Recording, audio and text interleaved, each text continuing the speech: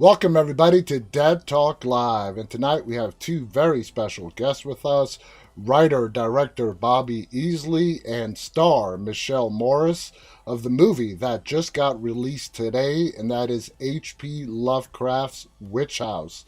I want to welcome both of you. How are you guys doing tonight? Good Great. thing.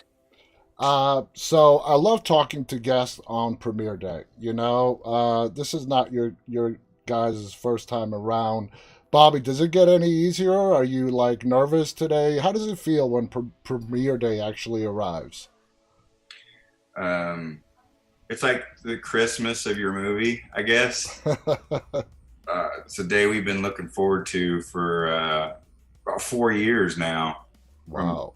pre-production till today, and we're real excited to be here talking to you. We hope that we've done something because you want to talk to us. So, Yeah, absolutely. How about you, Michelle? I mean, is premiere day just nerve-wracking for you? How do you And feel? it's like, finally. Everybody's been asking about it for so long. And I'm like, it's coming. I swear it is. And then it's finally here. And I'm like, oh shit, it's here. I assume the 4 years COVID played a big part in that delay. Is that accurate, Bobby? it did in some aspects, but I feel like we used it wisely. We had some time to do some reshoots, and when we weren't together, we figured out just alternate ways to drive the story a little harder, and Hmm. I think it worked out in our favor. Absolutely. So, Bobby, tell us. This is a story based of H.P. Lovecraft. What can you tell us about the original story for people out there who have never heard of this story? Well, H.P. Lovecraft is probably one of the best known literary horror authors out there before the Stephen Underrated too. King. I gotta Yeah, say he's underrated. underrated. And for the time that this man was writing at the end of the 19th century, I mean, excuse me, early 20th century, this man's writing these stories that we haven't even been able to accurately put on film in the 21st century. So he had collections of works, the mythos, the Cthulhu mythos collection of works. And then there were short stories outside of that. And Hmm. Weird Tales was a magazine that he wrote for back in the early 30s. And this is one of the shorts, The Dreams in the Witch House. And it wasn't one of his better known short stories. He didn't think it was one of his better stories either. So we had a big uphill battle there. But basically, it follows the premise of Walter Gilman, who's a student at Miskatonic University, and he is dabbling in interdimensional travel, transcendental magic, and the Necronomicon. Yeah. So through this, he awakens this coven of witches, and the witches familiar, the Rat Man, and all sorts of crazy things happen. And that's where we just kind of used his basic building block of a story and changed up the lead and did it our way, bringing him Definitely. into the 21st century. Definitely. Now, Michelle, before you got this role, were you a fan of Lovecraft? Did you know anything about him? What were your thoughts, ideas before you got this role? This was actually the first time I'd ever heard of Lovecraft or anything about him. And Bobby was adamant, you got to read the original story. So when I went through and I read it, I was like, damn, this is pretty crazy. It's a little trippy. And I just, I'm like, how in the world are they gonna, how are you gonna make all this happen, with low budget? But I'm curious to see how, and I'm down for it, and I'm glad I did. It worked out. Before we go further, Michelle, I got to ask you, you have like at least 95% of the screen time in this film, at least. Did you feel the burden of that to carry it throughout the whole film and put maybe a little bit extra pressure on yourself? I know my car felt the burden. I put about 5,000 miles on my tires during this. I don't know why this camera's. I'm having a hard. Everything's backwards. Sorry, and I'm No, casting a shadow on my that's face. all I'm right. thinking, It's all right. We could see you just fine. but yeah, it was definitely interesting. Let me see. Is this gonna be too dark?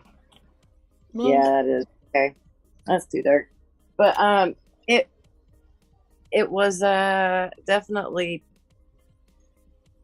it was tiring and exhausting. I mean, you had scenes where you're screaming your head off for, a half an hour at a time, and then you see like a blip of that in the movie, and then and we're going for sometimes 16 hours a day, and there was very few scenes that I wasn't in. So there was a few things that I didn't see filmed, but everything else I was there for. So it's pretty cool to be there for all of it.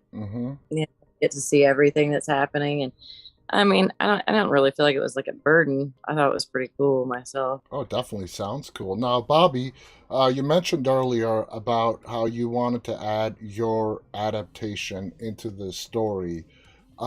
Did you know offhand when you started writing this script exactly what aspects you wanted to change, what aspects you wanted to keep, and so on?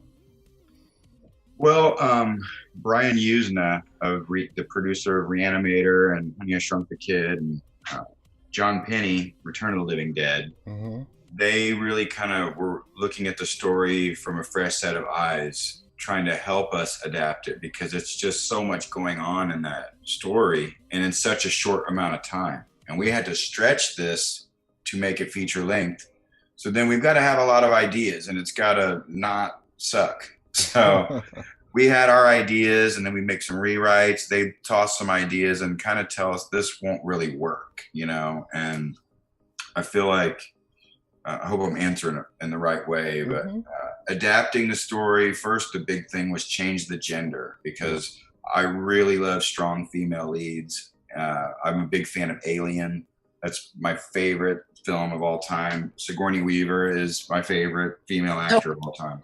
Sigourney Weaver in this, and that from the get-go, he's like, you're my Sigourney. Ripley. Yeah, you gotta do You're Ripley. Yeah, you're my Ripley through this, yes.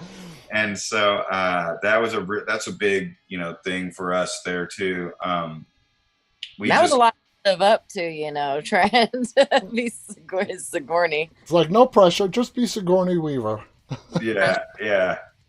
But that was probably our big thing, and I could say we had just, all the descriptions of the ancient alien worlds, the old elder ones, and you've got to either have $1 million Guillermo del Toro over here, or they're going to laugh you off the block, like it's a 1950s beach creature. And so we had to find that fine line of where we can what we can get away with creatively before they see when you're running out of money in the special effects department. So absolutely. Now, Michelle, this was shot in Indiana's Hannah House, sort of an infamous place for being haunted. Are you a kind of person who gets spooked easily? Did you have any reservations about shooting there? Well, I normally don't get spooked too easily, but there was a couple times there that did freak me out. It's probably one of the more haunted places that I've ever been, other than this one house I lived in years ago.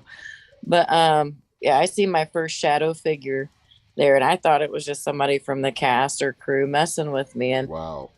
And I was on the bottom porch outside, and there's this top balcony, and I look up and I see this, and it's just as solid as one of us, and but it's black, and it just walked right past, and I'm like, that's somebody messing with me. And then everybody's up front, and I'm like, there's nobody back here. I'm the only one.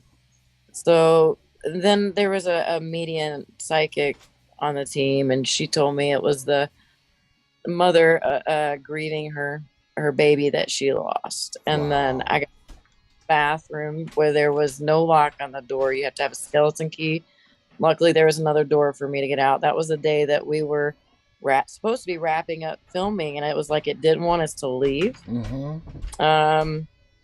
There was a couple other instances too, so it was wow. I wouldn't say like nerve-wracking. It piqued my interest more though, but then I'm like, well, this is happening, like, what other could? So it wasn't worrisome really, but it was kept you on edge. Yeah. You just never knew when it was gonna, you wouldn't even be thinking about it, and then all of a sudden something like that would happen. So No, it made me a believer, that's for sure. it definitely sounds that way. Bobby, did you have to fight to get this location? And according to what Michelle is saying, the location definitely, helped with the ambiance. It sounds like on set. Tell us how you got the location. Well, we we looked at a couple older buildings and smaller homes that looked kind of, the attic is the centerpiece of that story. Mm-hmm. And so that had to be key. And we went and luckily met with the man from the Hannah House, and he's the caretaker. He has a travel channel, all these ghost channels, and people have wanted to come in there and shoot. And he's all told them no. But for some reason, he told us yes. Wow. But he was under well, at first we asked him if we could get some exterior shots, and then we were going to try to do some soundstage construction and use different locations for the interior. Well, he kind of likes Miller Lite a little bit. And after a very lubricated afternoon of talking with him, he says, you guys can shoot inside if you want. Well, he thought when the word shooting means we're going to shoot some pictures with like a little tripod or something. No. The day we showed up with groceries, like racks of wardrobe, special effects. I mean, we've got computers, cameras, all this stuff is showing up. He says, you guys are like moving in. I thought you meant like a couple shots. And 3 years, he had to really think about it. He's like, he didn't want to break our hearts. And there was a strong afternoon where he was like, am I going to let these unknown people do it? And he realized he'd try to sit there with us and babysit, but we wouldn't get done until 2-3 in the morning. Wow. And so he wanted to get home. So he just gave us a key and the code to the place. And not $1 was exchanged over that 3-year period. That's great. I mean, he's a caretaker by himself there, and it's a pretty large property. Mm-hmm. So I don't know how we got into doing it, but we just started mowing the grass for him, clearing brush. The crew members, Beth Hale, our producers, they were inside cleaning the house. We held a special event there, Paranormal Day, and we screened the film at the house and raised enough money to pay the property taxes almost for a full year there. That's awesome. And we're all still friends and talk all the time. So that's great. Wow. I mean, you got to say that was awesome luck getting the property. Michelle, when you got the script and you read it, tell us what went through your mind. Did you like, wow, this is great. Wow, this is going to really freak me out. What ran through your mind? Yeah, pretty much. I'm like, ooh, witches, sweet. But, it's funny because when I read the script, it was almost a completely different story than what it ended up to be in the end. Because of all of the rewriting with Yuzna and Penny and those guys, like, I was interested from the get-go with all the craziness going on with it. But at the same time, like I said, it changed so much and it just kept getting better. But I get frustrated with Bobby. I'm like, we got to shoot that. Yeah, like, that was so good. Why do we got to do that? And he's like, because it doesn't fit there. I'm like, it's fine. And he's like, no, we got to redo it. And so, there was a lot of story changing along the way, though. Oh, yeah. So that's pretty normal, though. Now, Bobby, when you were writing Alice, first of all, great move changing the protagonist from a male to female. I completely agree with that decision. It was a great move to make. When you were writing Alice's character, did you already have Michelle in mind? Did you write Alice for Michelle? Or did you write the screenplay and then Michelle came into the picture? I like to have an idea of an actress in my head. And I originally went through a talent agency in Indianapolis.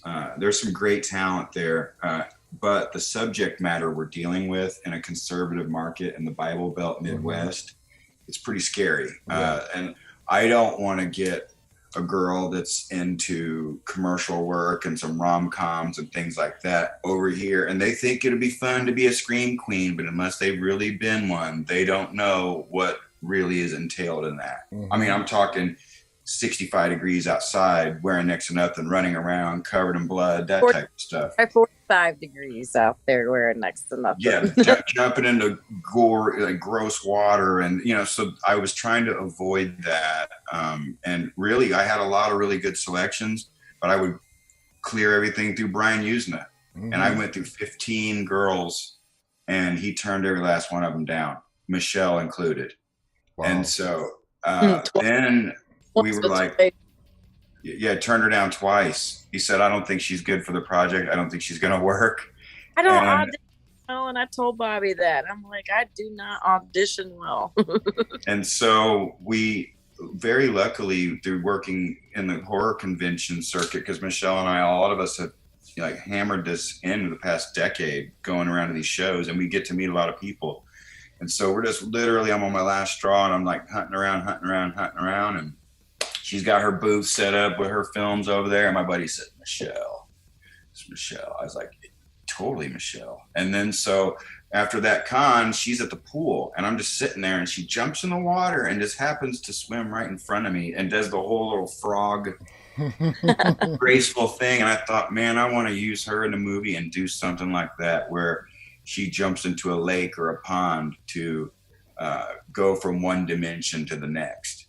And the rest is history. What's funny is Brian and John, when they saw our first, principal photographer, I said, I'm just going to go with it.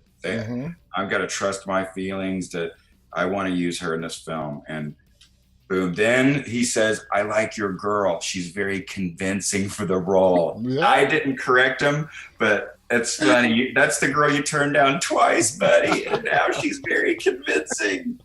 So kudos, Michelle. It's a little different watching somebody on audition tape than seeing them in real life. Michelle, did you gain a new appreciation for horror after doing this film?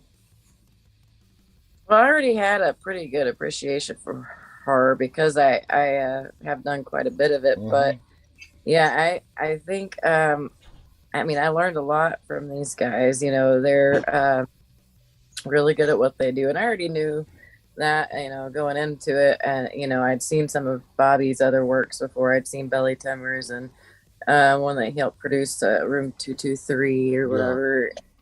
So, and I knew that I hadn't seen the one that he did with Bill Moseley and Kane Hodder. I think I seen part of it at a Days of the Dead, but I knew his potential. And then so when he came at me with it, it was just like,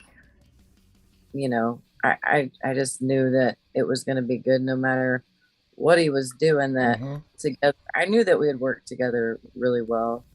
So great. Now, Bobby, you mentioned something earlier again that was very interesting, and it's very accurate about H.P. Lovecraft. Even today, in the 21st century, it is so difficult to explain his stories and put them on film. What part, if you can pick one, of his storytelling did you find most challenging?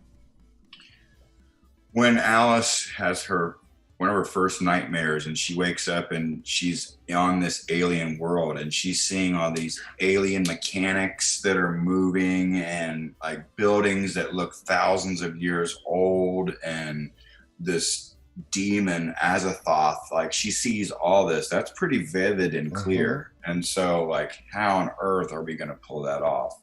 So she got a cornfield. I mean, we thought that we can do a lot more with her being in bed asleep and then throwing it out there that she's out there seeing all this stuff. But we had a hard time because I was like searching for how can I show these vivid nightmares and Brian's like, quit having her out in the woods so much. Let's bring her back into the house because the house is a character itself. Yeah. And the geometric stuff going on in the attic, that's what we had to focus on. And it's just I'm thinking you'd have to have a Marvel budget, to show this stuff. As I was watching the film, I was thinking about that. You really added in some big time visual effects with her dreams, the imagery, and working on a budget. Did you find yourself having to get really innovative and creative? Yeah, And one thing I think is great, hands really, is that a witch uses a lot of things that are found in nature, rocks and stones, bones, stuff like that. The lore horror, voodoo-ish type creepy stuff. So very lucky we had Aaron Trimble, our costume designer, on set, because with the coven scenes and the way that, the altars, all that kind of stuff, I think that was us trying to show that in that realm of the mystery of the unknown, what's going on this altar with the baby, what's going on over here. So we had a lot of fun. It's funny, our executive producer, Mike, we thought of a cocoon at some point, like this thing that's in a tree that this demon would come out of. And so we built this thing, and it's still in his tree to this day. And he's not moving. And it's like, yeah, it's kind of cool. It'll have leaves on, and it's just going to look crazier over time. It's a good conversation piece in his backyard. I loved how you closed out the film. We're not going to spoil anything, obviously, but did you toss around a lot of ideas on how you were going to close the film out and settled on the way you did? My goodness, yes. That's the hardest thing, is to conclude it. And that's what we really wrestled around with. But I like how we pulled that together and how it comes across. I mean, you could really do more with it. But in the end of the short story, we show you what they show you in the end of the short story. But it's just his stuff. I always like to say Lovecraft is like a biblical writer. Yes. The Bible is open to so much interpretation, like his stories are. You could take 5 people and have them read the story and say, what did you get from it? And you get 5 different answers. Totally. And so it's like, we had to interpretate it, and now we're giving it to the audience. And I'm hoping that it does spark some people interest in his work, and maybe some people will go and look up the source material and judge for themselves, and see if they like it. Me too. Now, Michelle, before we go, one question for you. What did you walk away with from this film that you'll hold for the rest of your career? Was it an experience? What did you learn in making H.P. Lovecraft's Witch House that you didn't really see coming, that surprised you, and you're going to take with you for the rest of your career? Wow, that's a good question. The dreams, the scary dreams. That house. No, the experience I think that I'm going to take with me is with everybody. The team that we worked with everybody was so amazing, and I made some best friends out of it. And some of us are all working on future projects together. Nice. And we learn a lot from each other. Everybody was just wonderful, because I was a 95% of it, but it took a whole lot of people to make this what it was. So absolutely. I want to thank the both of you for coming on here and sharing your thoughts and experiences about making this movie. Michelle, I'm assuming you probably never want to go to the Hannah house ever again with the experience. Oh, no, I love it. I mean, it's a friendly ghost. It's okay. Yeah. As long as they wanted you to stay, which is good, as opposed to them wanting you to go the moment you step foot in the door. Yeah. The one that wanted me to go was, I think, Grandma. You know the scene where the redhead and I kind of get close? Mm-hmm. Well, we were in Grandma's room, and back then they weren't they weren't jiggy with that, so to speak. I totally understand. And Grandma, somebody stuck their thumb in my knee during that scene. I was like, and I had to catch my breath. Like, it hurt so bad. And then the other girl with me was feeling like needle pricks, like pin pricks, and wow. And that. And we had the sewing room was right next to us, so I'm like, that's the only time I think I felt not wanted there. Yeah. Can I add, when the day we started shooting there, the batteries drained very quickly on everything. Mm-hmm. We were spending $20 a day just on AA batteries for the sound equipment. And they say that type of paranormal energy will drain batteries. Oh, yeah. And the one big paranormal event that we all noticed, it was a scene where she's laying on a ballroom floor and the witch is crawling over her, listening. I was hearing, which sounds like a baby crying, and it kept, you know how men can tune that out a little bit, but it just kept tinging in my ear. And it's like almost 1 a.m. on a Sunday. Wow. There's no real things around that house. And I said, hey, Toby, are you picking that up? My audio engineer takes his headphone off and he says, a baby crying? And when I didn't tell him what I heard, I said, are you picking that up? And he said, a baby crying. And when he said that, the whole room fell silent. Wow. And we heard it for a couple more times, and then it stopped. And we were all like, all right, do we agree we heard that? And we kept, because we had so much more to shoot. But the caretaker won't tell you what type of things are happening there. He'll let you come to him and tell him what you've seen. And he'll give you an interpretation of it. Because people will try to say they feel it in the walls and all this stuff. But he said that was baby Elizabeth that we heard. Wow. She was the baby of the woman that you saw walking on the little thing. Yeah. She was born for 3 days, died, and they buried her on the property. And then they ended up moving that body and interring it at Crown Hill Cemetery years later. Wow, Jan. You guys had some definitely interesting experiences out there, I'll tell you that much. Again, to our audience, the movie is called H.P. Lovecraft's Witch House. It's available today on DVD, digital, on demand. Check it out. It stars Michelle Morris as Alice. It is written and directed by Bobby Easley over here. Check it out. And, you know, H.P. Lovecraft is what everybody thinks that Stephen King is the original scary horror author. No, there were people before him. And Stephen King is great, but H.P. Lovecraft was on a level all on his own back in those days. So check it out. I want to thank our guests, Bobby Easley, Michelle Morris. On behalf of all of us, stay safe and stay walking. Good night, everybody. Thanks for having us.